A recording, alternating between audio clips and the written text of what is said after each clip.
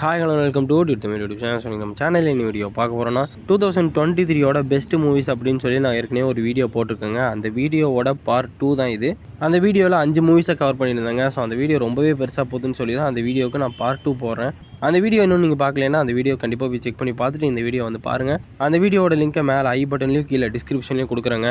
இந்த மூவிஸ் லிஸ்ட்டில் உங்களோட ஃபேவரட் மூவி இல்லாமல் இருக்கும் வாய்ப்பு இருக்குங்க. ஸோ அதனால் உங்களோட ஃபேவரட் மூவியை மறக்காமல் கமெண்ட் செக்ஷனில் கமெண்ட் பண்ணுங்கள். இந்த வீடியோக்குள்ளே போகிறதுக்கு முன்னாடி இந்த மாதிரி நிறைய இன்ட்ரெஸ்டிங்கான வீடியோஸ்க்கு நம்ம சேனல் சப்ஸ்கிரைப் பண்ணிட்டு அந்த பெல் ஐக்கானும் கிளிக் பண்ணிடுங்க. ஸோ வாங்க வீடியோக்குள்ளே போகலாம்.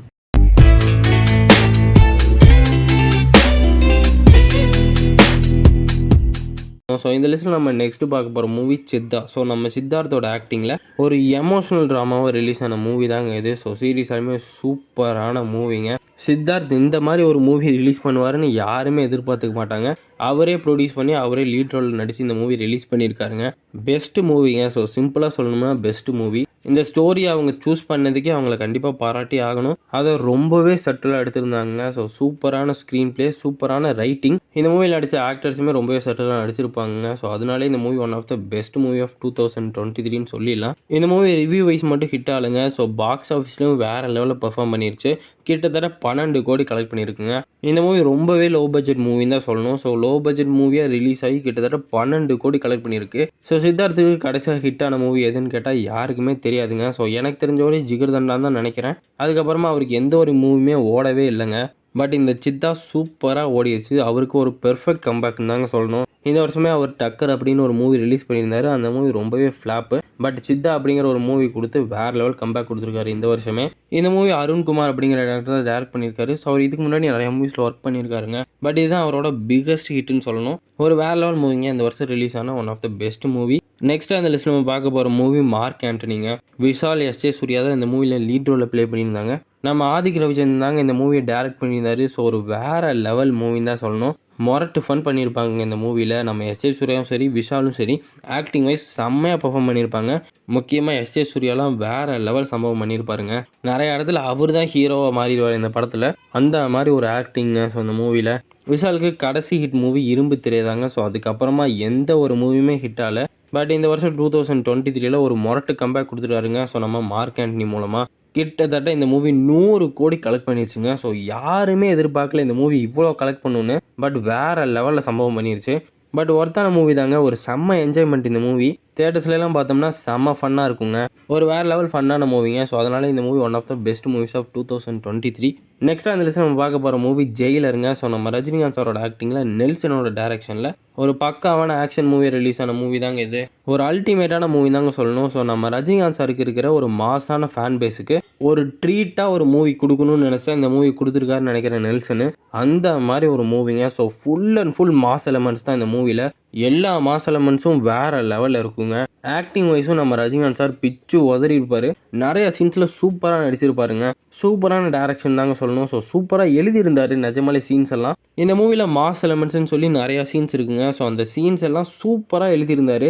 ஒரு பக்காவான ரைட்டிங் தாங்க சொல்லணும் இந்த மூவியில். நெல்சன் கடைசி படத்தில் விட்டது இந்த படத்தில் பிடிச்சிட்டாருன்னு சொல்லணும். சிம்பிளாக சொல்லிடலாங்க. ஸோ இது என்ன மூவி ஃபுல் அண்ட் ஃபுல் மாசாக வச்சுட்டு ஒரு கமர்ஷியல் கிட்ட கொடுத்துட்டாங்க அப்படின்னு சொல்லிடலாம். பட் ஒரு மாசான என்டர்டெய்னர் கொடுக்கறது ரொம்பவே கஷ்டங்க. தியேட்டர்ஸில் ஆடியன்ஸை ஹோல்ட் பண்ணி ஒரு வேறு லெவல் கமர்ஷியல் மூவி கொடுக்கறது ரொம்பவே கஷ்டம். அதை நெல்சன் வேறு லெவலில் பண்ணியிருக்காருன்னு தாங்க சொல்லணும். இந்த மூவிக்கு இன்னொரு ஒரு மிகப்பெரிய ப்ளஸ் அனிருத் தாங்க. ஸோ இவரோட மியூசிக் அல்டிமேட்டுங்க இந்த மூவியில். இந்த மூவியோட உயிரே அனிருத் தாங்க. நார்மலாக இருக்கிற சீன்ஸை எலிவேட் பண்ணி வேறு லெவலில் மாற்றுறதே இவரோட மியூசிக் தான். நெல்சனோட டைரக்ஷன், நம்ம ரஜினிகாந்த் சாரோட ஆக்டிங், அதுக்கப்புறம் நான் அனிருத்தோட மியூசிக். ஸோ இது மூணும் சேர்ந்து ஒரு மாஸ்டர் பீஸை க்ரியேட் பண்ணியிருக்காங்கன்னு தான் சொல்லணும். இந்த மூவி ரிலீஸ் ஆகிறதுக்கு முன்னாடி இந்த மூவி 600 கோடி மேலே அடிக்கும்னு சொல்லியிருந்தா யாருமே நம்பியிருக்க மாட்டாங்க. பட் இந்த மூவி 600 crores மேலே கலெக்ட் பண்ணி ஒரு வேறு லெவல் ஹிட் ஆயிருச்சு. இந்த இயரோட ஒன் ஆஃப் த பிக்கஸ்ட் ஹிட்டுங்க நம்ம ஜெயிலரு.